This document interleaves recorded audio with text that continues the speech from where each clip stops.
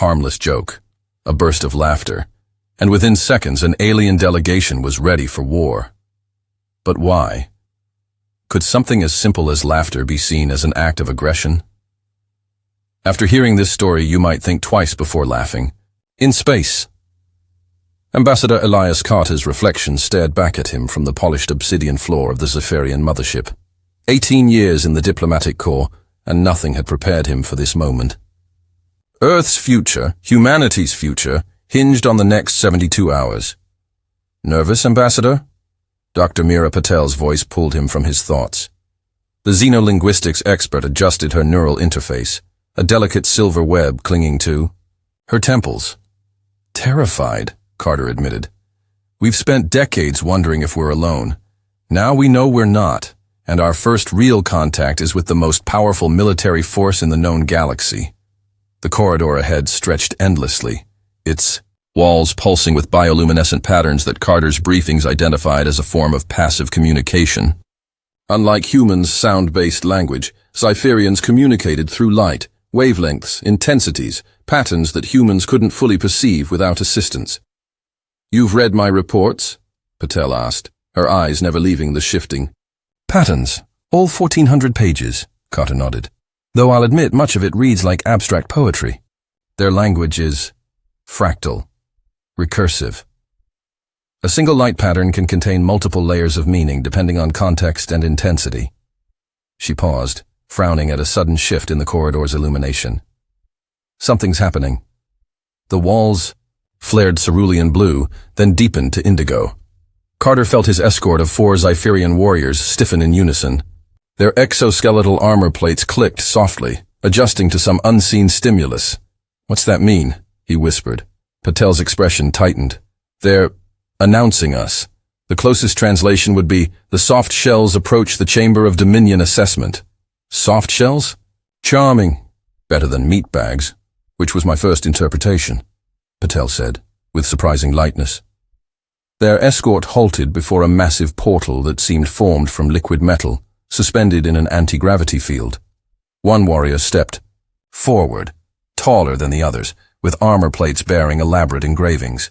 Carter's briefing identified them as Captain Zex Thalor, commander of the Zephyrian Honor Guard. The captain's thorax expanded, and clusters of photoreceptors focused on Carter. Light patterns rippled across specialized patches of translucent skin, forming what Carter recognized as formal address. Patel translated, Captain Zex Thalor says, the Dominion Conclave awaits. You will present yourself with dignity befitting. The honor granted. Any perceived disrespect will result in immediate tactical response. Carter nodded solemnly. Please convey my gratitude for this historic opportunity. The portal parted like mercury giving way, and they entered the conclave chamber, a vast hemispherical chamber large enough to house a small starship, with tiered platforms ascending the curved walls. On each platform stood Cypherian representatives, over 300 in total, their exoskeletons distinguishable by coloration denoting clan, caste, and military rank. At the chamber's center floated a platform of the same liquid metal as the portal. It descended slowly to meet them. That's our stage, Patel whispered. Carter squared his shoulders. Showtime. The platform carried them upward until they hovered at the exact center of the hemisphere, visible to all. From the uppermost tier, a figure moved forward. Even at a distance, Carter recognized Grand Admiral Kavex from intelligence briefings, the supreme military commander of the Zypherian fleet, architect of a dozen conquered star systems, and now, the being who would decide Earth's fate. The Grand Admiral's bioluminescence flared with such intensity that Carter's protective lenses automatically darkened. The chamber fell into complete silence. Patel leaned close. The Admiral welcomes us to the Dominion Conclave. They acknowledge Earth as a developing world of interest, something between curiosity and potential resource. Carter nodded and began the carefully rehearsed speech that had been approved by 17 Earth governments. For 20 minutes, he outlined humanity's history, values, and aspirations. He emphasized cooperation, mutual respect, shared knowledge, carefully avoiding any mention of Earth's military capabilities, which intelligence suggested were woefully inadequate against Zephyrian technology. When he finished, Kvex descended to a lower tier. Patel translated the Admiral's response. The Admiral acknowledges your words and recognizes that this meeting represents a significant development for your species. They have studied your transmissions since detecting them 50 of your years ago and have determined that humans possess qualities of interest. Carter maintained his diplomatic smile. 50 years. They'd been watching Earth for half a century. Admiral states that the Dominion has 3 standard protocols for encountering new species: assimilation, vassalage, or quarantine. They have not yet determined which is appropriate for humanity. What followed was 2 hours of intense interrogation. Questions about Earth's governance, technology, resources, military structure, population distribution, and cultural practices came rapid fire from various conclave members. Carter answered each carefully, walking the line between transparency and strategic ambiguity. As the questioning neared its conclusion, Carter sensed a shift in the chamber's atmosphere. The light patterns had taken on a warmer hue, and the aggressive posturing of some warriors had relaxed. Kvex issued a final series of patterns, which Patel translated. The Admiral states that your responses indicate potential compatibility with Dominion interests. Before concluding this session, they extend the ritual of shared experience, a customary exchange between potential allies. Carter hadn't been briefed on this ritual but recognized its importance. I would be honored to participate in this tradition. Kvex descended to their platform, an unprecedented gesture that sent visible ripples of surprise through the conclave. The ritual requires each party to share a personal narrative that reveals character, Patel translated. The Admiral will begin. What followed was a complex light show. Kvex recounted their first battle command, a desperate siege against a rebellious mining colony, where they had been forced to make difficult decisions that ultimately saved their fleet but cost many lives. It is a tale of sacrifice and duty, Patel whispered, very significant in their culture. When Kvex finished, all eyes in the chamber turned to Carter. The message was clear. His response needed to match the gravity and personal significance of the Admiral's story. Carter took a deep breath and began sharing a personal experience, not one of diplomatic success, but a peace negotiation in Sudan that collapsed because he'd misjudged the cultural context, resulting in renewed conflict. He described his devastation, the lessons learned, and how that failure had made him a better diplomat. Then, recalling a detail from his cultural briefing about Siferian respect for those who overcome adversity, Carter added, in human culture, we sometimes use humor to acknowledge our past failures while showing we've grown beyond them. He described how, years later at a diplomatic conference, a colleague had jokingly presented him with a translator's dictionary for dummies as a reminder of how far he'd come. As Patel translated, Carter smiled at the memory and let out a small, self-deprecating chuckle. The chamber exploded.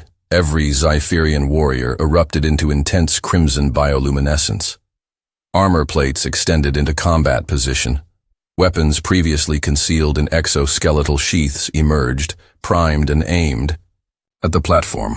What's happening? Carter demanded, freezing in place. Patel's face had gone ashen. They're preparing for combat. That sound you made. My laugh?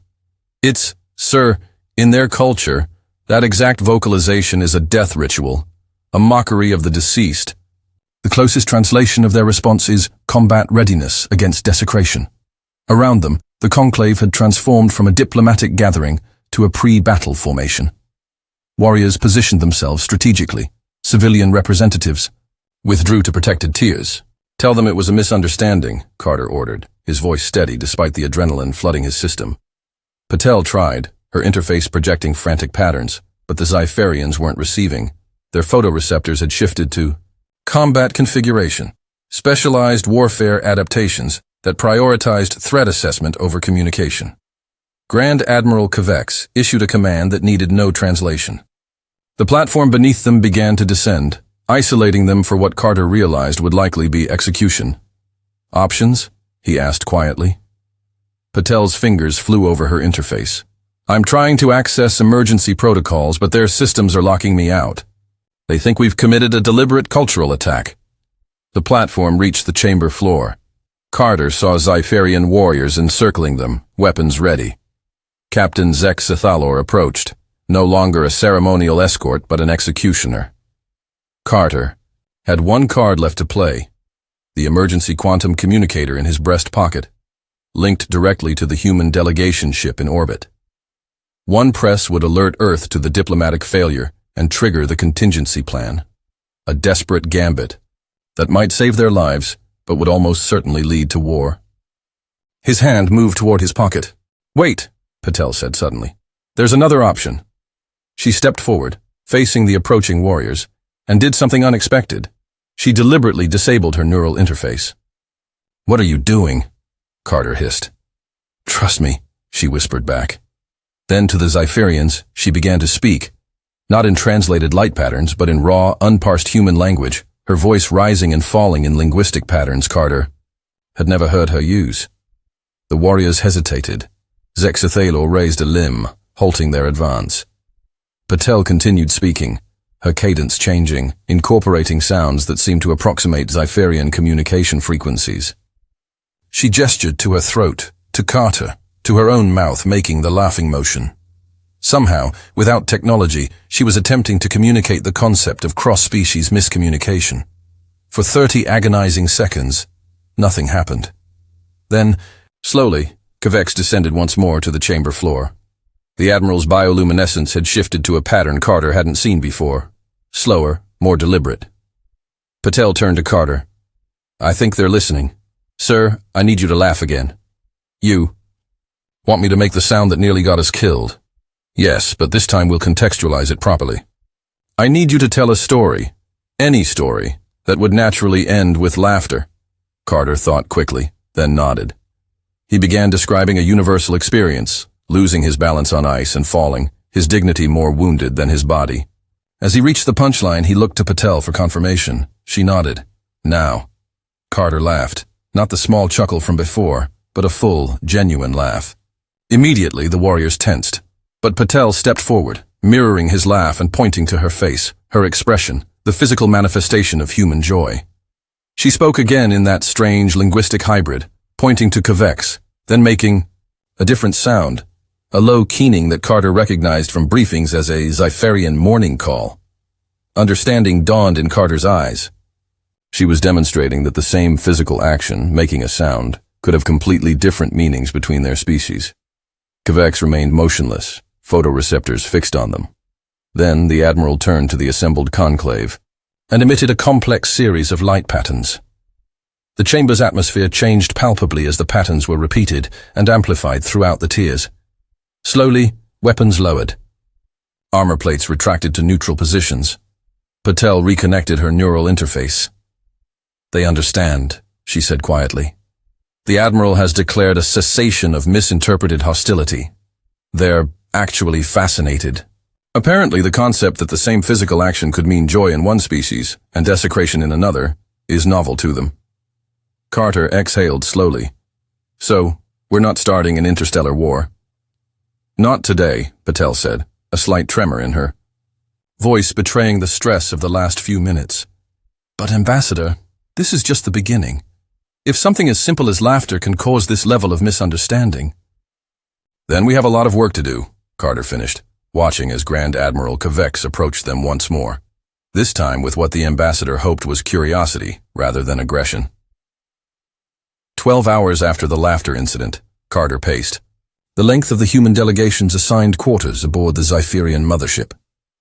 The room, an adapted environment designed based on intercepted Earth transmissions, was a bizarre amalgamation of human cultural elements spanning several centuries. "They're still deliberating," Commander Samira Rhodes reported, lowering her tactical visor. The security chief had been monitoring Zypherian communications as best she could with their limited technology. Activity in the conclave chamber has increased in the last hour. Dr. Patel sat cross-legged on the floor, neural interface projecting a three-dimensional model of Zypherian language patterns. "They're divided," she said without looking up. The incident triggered something unprecedented in their political structure. Genuine debate. The Zypherians have conquered 12 star systems in the last century.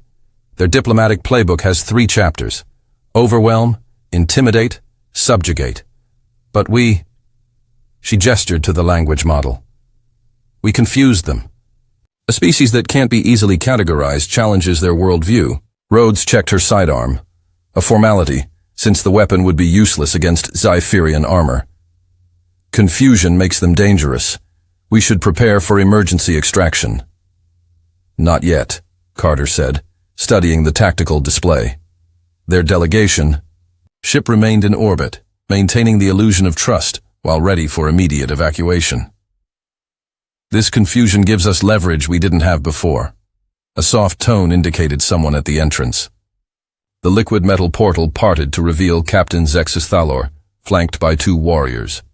The captain's bioluminescence formed patterns that Patel's interface translated. Ambassador Carter, the Grand Admiral requests your presence, alone. Rhodes stepped forward. That's not happening. Carter raised a hand to silence her. Why alone? Zex Thalor's pattern shifted. The matter is classified at the highest level. Only the ambassador has received sufficient clearance during assessment. I'll go, Carter decided. Commander Rhodes, maintain communication silence unless I activate the emergency beacon. Dr. Patel, continue your analysis of the language patterns from the conclave. If I'm not back in 2 hours, initiate Protocol Omega.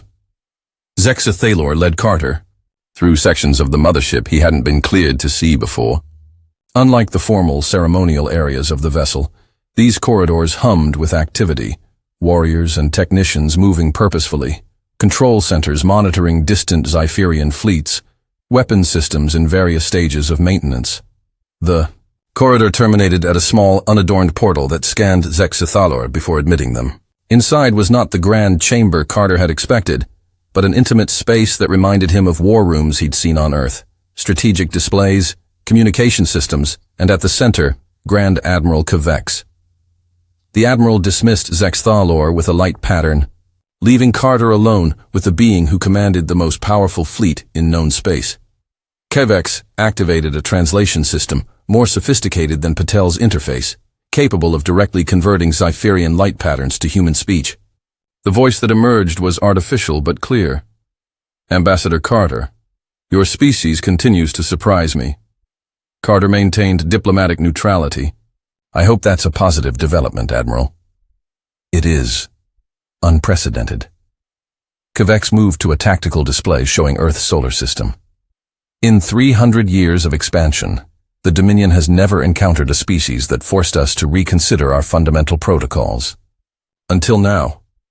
Because of laughter? Because of adaptation. The Admiral's photoreceptors focused intently on Carter. Your linguist's response to potential conflict was remarkable. No technology, no weapons, pure communication innovation under threat. This capacity for immediate adaptation is valuable. The display shifted to show multiple Zypherian vessels throughout Earth's solar system, far more than Carter had been briefed about. His blood ran cold. They could obliterate Earth's defenses within hours. Your observation posts detected only 1/3 of our fleet, Kvex confirmed, reading Carter's expression. This is not a threat, Ambassador. It is context for what I must show you next. The display expanded, zooming outward to reveal something beyond the solar system, something massive approaching from interstellar space. We call them the Void Collective, Kvex said, photoreceptors dimming slightly. A synthetic species that consumes organic civilizations. They've destroyed 3 of our outer colonies already. Why show me this? Because the Conclave is divided on humanity's fate, and this threat may decide it. Kvex's translator conveyed perfect clarity, but Carter sensed underlying tension in the Admiral's light patterns. Some advocate for your immediate vassalage, protection, in exchange for resource extraction rights. Others argue for quarantine, leaving your world to face the collective alone when they inevitably detect you. And what do you advocate, Admiral? Kvex approached Carter, towering over him. I command the fleet that will either defend your world or abandon it. My decision depends on whether humans are worth the cost. How do I prove our worth? He asked. You already began with laughter, Kvex replied. Now, you will continue with something more substantial. The Conclave has authorized a joint operation, Zypherian warriors fighting alongside human soldiers against a simulation of collective forces. A war game, Carter clarified, with real consequences. Kvex's photoreceptors pulsed, If your soldiers demonstrate exceptional capability, I will support alliance rather than vassalage. If they fail—" The Admiral didn't need to finish the sentence. Carter's mind raced through the implications. Earth had no choice. Refusing meant certain quarantine and eventual destruction by this void collective. Participating meant revealing human military capabilities, tactics, and weaknesses to a potential conqueror. "I'll need to consult with Earth." "Command," he said. "You have 1 hour," Kvex responded. "The simulation begins in 3. Back in the delegation quarters, Carter's announcement was met with shock. "It's a trap," Rhodes insisted. "They want to study our combat techniques before they invade. Or they're genuinely concerned about this collective and evaluating potential allies," Patel countered. Carter established a secure quantum link to Earth Command. General Helena Chen's holographic form appeared, her expression grim. "We've reviewed the intelligence, Ambassador. Satellite imagery confirms the Zypherian fleet positioning. If they wanted to attack, they could have done so already." "Then you're authorizing participation?" Carter asked. "I'm authorizing a modified response," Chen replied. "We're deploying the 107th Special Combat Unit, our most adaptable soldiers, with minimal standard equipment. Show capability without revealing all our tactics." 2 hours later, Carter stood in the Zypherian combat simulation chamber, a vast space that could reconfigure itself to represent different environments. Beside him, Dr. Patel monitored her interface, while Commander Rhodes coordinated with the incoming human team. A transport portal flared, and 12 human soldiers emerged in combat gear, the 107th SCU, Earth's elite adaptation specialists. Their leader, Major Darius Vega, approached Carter with a sharp salute. "Sir, Earth Command briefed us on the situation. My team is ready." Carter studied the Major, a compact, intense man with cybernetic combat enhancements visible at his temples and wrists. "This isn't just a military exercise, Major. It's humanity's audition for survival." Vega nodded once. "Understood, sir. We won't let Earth down." The chamber doors opened to admit the Zypherian combat team, 8 warriors led by Captain Zexathalor, their exoskeletons modified with additional armor and integrated weapon systems that made them even more imposing. Zexathalor approached. "Major Vega, my warriors have been briefed on the exercise parameters. We will be evaluating your performance against collective tactical simulations." Grand Admiral Kvex entered the chamber, accompanied by 3 senior conclave members. "The simulation will test 3 scenarios," the Admiral announced. "Defense, assault, and extraction under enemy pressure. Your performance will be evaluated on effectiveness, adaptability, and cooperation with Zypherian warriors." The chamber, lights dimmed, and the environment began to transform. Floor plates shifting, holographic projections materializing, atmospheric conditions changing to simulate a barren moon with low gravity and minimal atmosphere. "Combat suits automatically adjusted, feeding oxygen to the humans while Zypherians switch to specialized breathing appendages.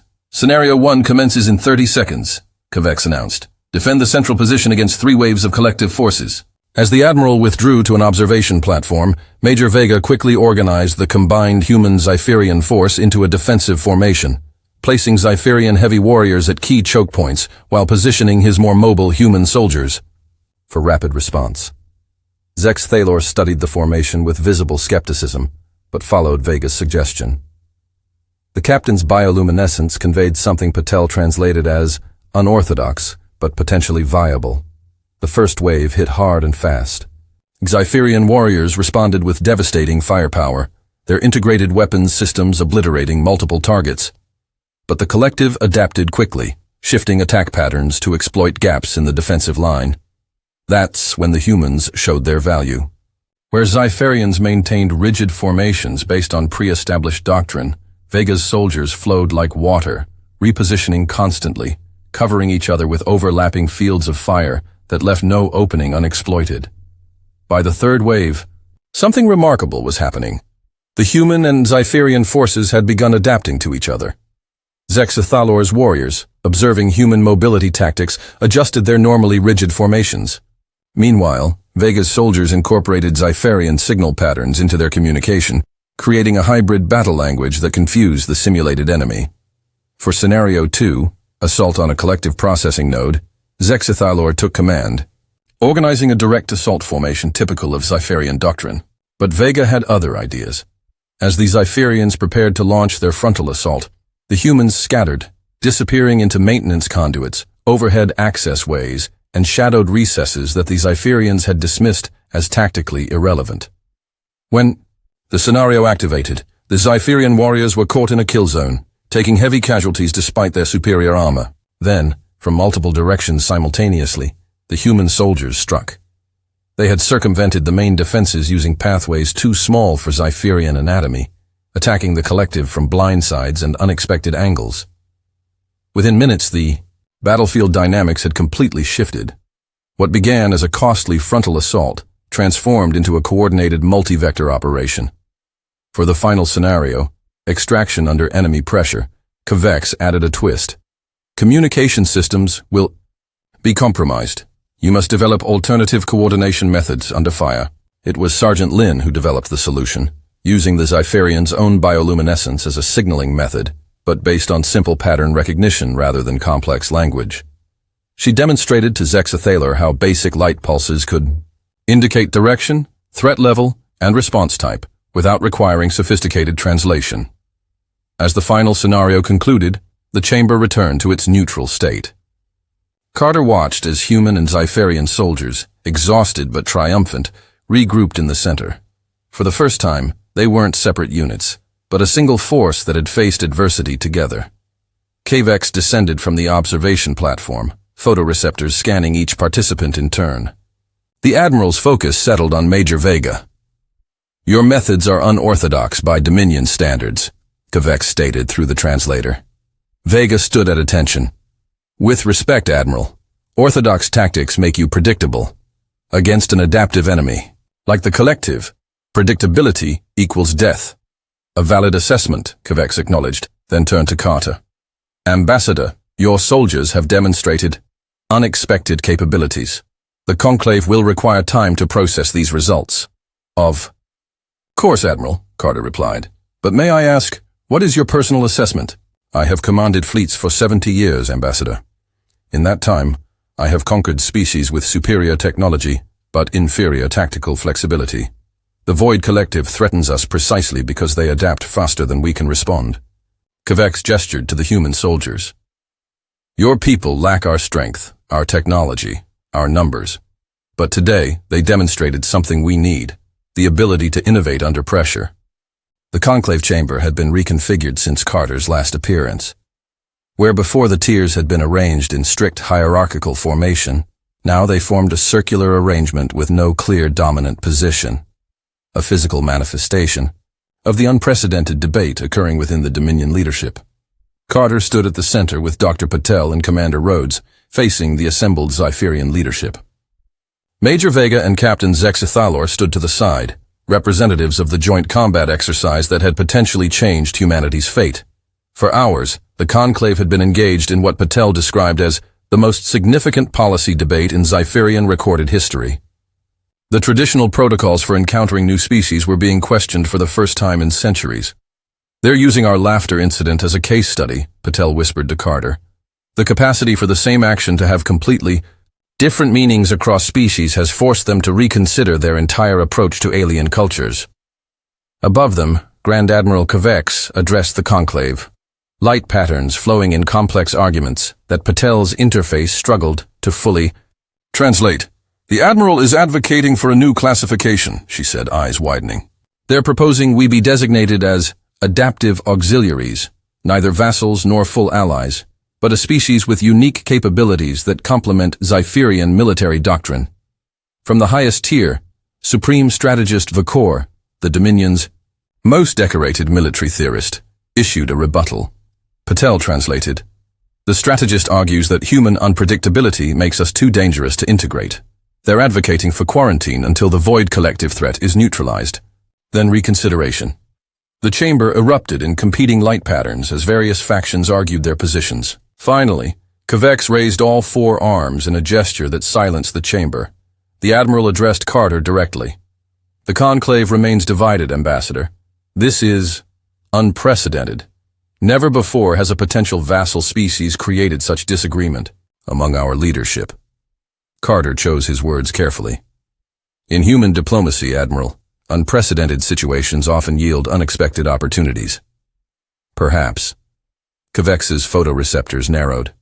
The Conclave has authorized me to offer a proposal, a provisional alliance status, contingent upon a joint operation against the Void Collective's advance forces.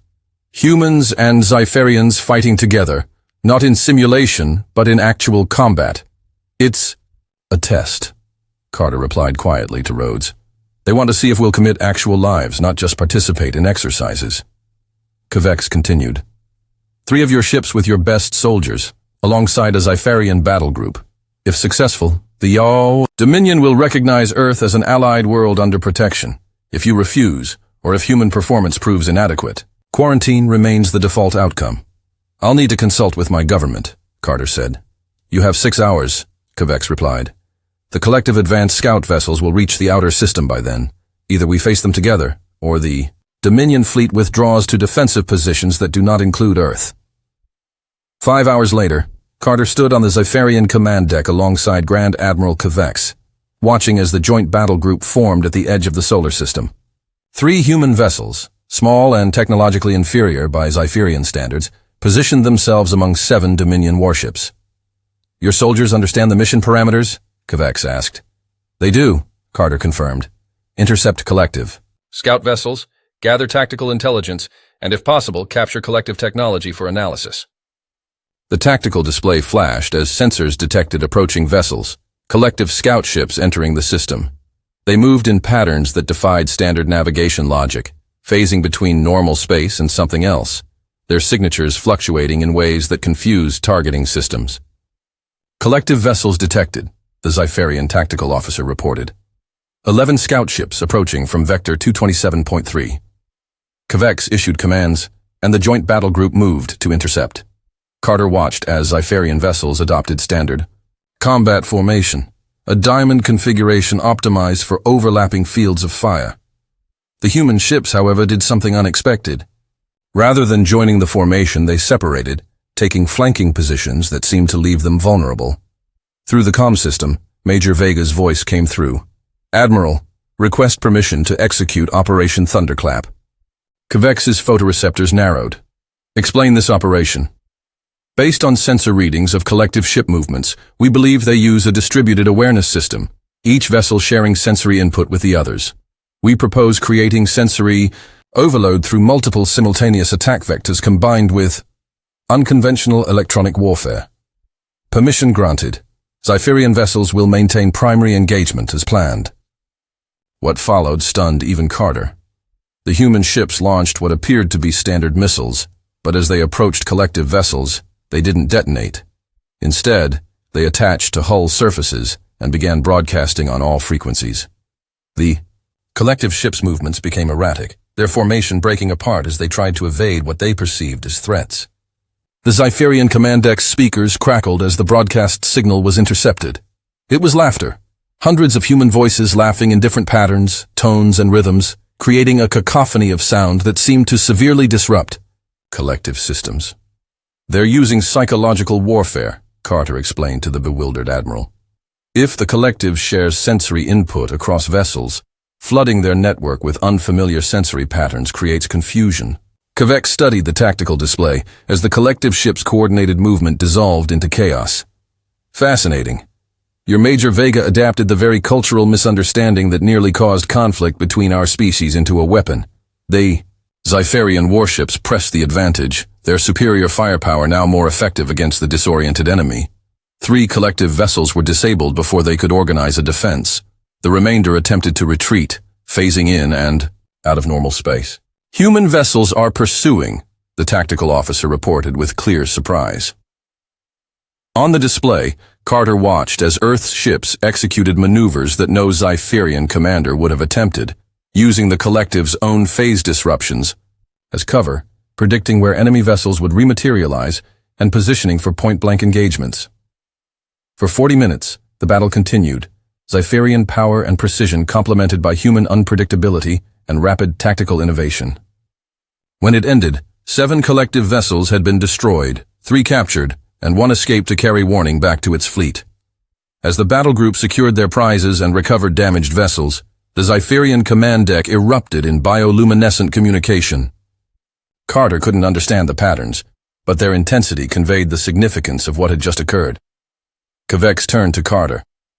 The Conclave has reached consensus, Ambassador. For the first time in Dominion history, a new classification has been created for an encountered species. Carter held his breath. And that classification is? Strategic ally, Kvex replied. Earth will receive Dominion protection and technology exchange, while maintaining sovereignty. In return, human adaptation specialists will be integrated into Dominion defense forces against the collective threat. There is one additional stipulation, Kvex added. The Conclave requires a permanent cultural exchange program to prevent future misunderstandings like the laughter incident. Cypherian representatives will study human culture directly, while Earth will host Dominion cultural observers. Carter nodded. I believe my government will find these terms acceptable, Admiral. The battle that secured Earth's alliance with the Cypherian Dominion, Ambassador Elias Carter stood in the newly constructed Interspecies Cultural Exchange Center in Geneva. The massive complex, built with a combination of human and Cypherian technology, housed diplomatic missions from both worlds, research facilities studying cross-species communication, and training centers where human soldiers learned to fight alongside Cypherian warriors against the Void Collective. Dr. Meera Patel joined him at the observation window overlooking the main cultural studies chamber, where Cypherian researchers monitored human social interactions with fascination. They're still obsessed with laughter, she noted, watching as the aliens recorded a comedy performance for analysis. 6 months of cultural exchange, and it remains their primary focus. Carter nodded. Can you blame them? That single misunderstanding changed the course of 2 civilizations. And possibly saved both from the collective, Patel added. The joint fleet has repelled 3 major incursions using the laughter disruption tactics. The Cypherians would never have developed those on their own. They needed our perspective. Carter turned as Captain Zexthalor approached.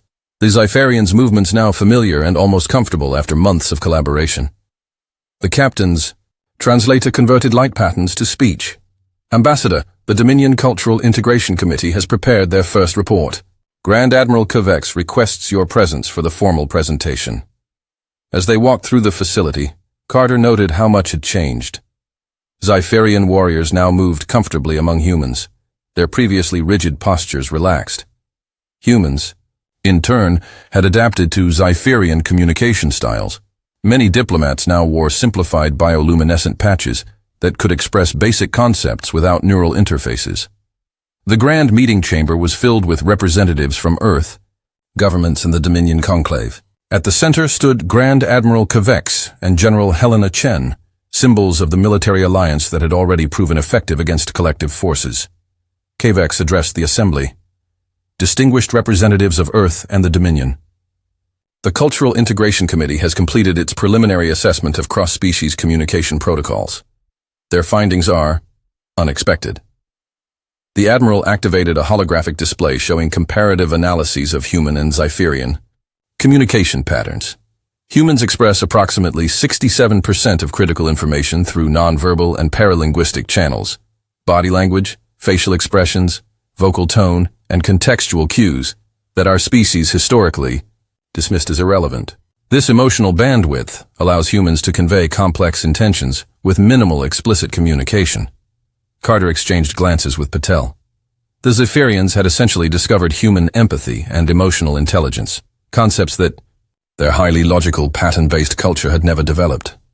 Most significantly, Kvex continued, human laughter serves a critical social function beyond expressing amusement. It indicates acceptance, diffuses tension, establishes hierarchies, and creates social bonds. In military applications, it enhances unit cohesion under stress, a capacity our warriors now seek to emulate. The Admiral's photoreceptors swept the chamber. The Dominion has conquered 12 star systems through superior technology and tactical doctrine. Yet in 6 months of cultural exchange with humans, we have advanced our understanding of adaptive warfare more than in the previous century. General Chen stepped forward. Earth has similarly benefited from Cypherian knowledge.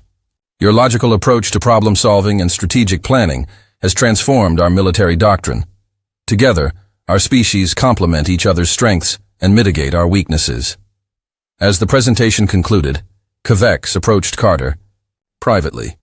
Ambassador, There is one additional finding not included in the public report. The conclave deemed it too sensitive for general distribution. Carter raised an eyebrow. Oh? Our xenobiologists have determined that human emotional responses, particularly laughter, trigger neurological patterns that the Void Collective cannot easily process. Their hive mind structure, optimized for logical data integration, experiences cascade failures when confronted with emotional bandwidth they cannot categorize. You're saying our emotions are literally weapons against them? Kavex's photoreceptors pulsed.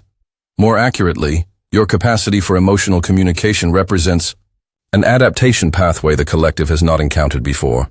Their evolution prioritized logical efficiency over emotional processing. Carter considered the implications. So, the incident that nearly started a war between us may be the key to winning the war against the collective, Kavex finished. Ironic by human standards. Later that evening, Carter stood alone on the facility's observation deck, watching as lights from human and Zypherian vessels tracked across the night sky, joint patrols guarding Earth against potential collective incursions. Dr. Patel joined him, holding 2 glasses of champagne. To the 6-month anniversary of not starting an interstellar war, she toasted. Carter accepted the glass. To misunderstandings that turn out better than understanding would have. As they drank, Carter reflected on how a single moment of laughter had cascaded into consequences neither species could have predicted. The diplomatic disaster had transformed into an alliance that might save both civilizations from extinction. The Zypherians have a saying, Patel remarked. Translated roughly, it means patterns reveal truth when viewed from sufficient distance. Profound, Carter noted. It is, she agreed. Though I prefer what Major Vega told the Joint Combat Team during their first training session. Sometimes, you need to laugh in the face of death. It confuses the hell out of death. Carter smiled. I think I like our saying better. Above them, the stars gleamed, infinite possibilities in a universe where laughter could be both a declaration of war and a path to peace, where the same sound could mean completely different things to different ears, and where misunderstanding could sometimes lead to deeper understanding than either party could have achieved alone. In the 6 months since the laughter crisis, 17 Zypherian Dominion worlds had adopted human laughter as a formal diplomatic greeting.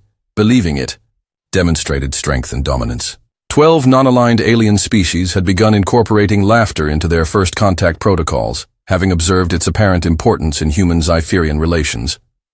None of them understood why humans laughed, but all recognized its power, a uniquely human contribution to galactic diplomacy that had forever changed the way species communicated among the stars.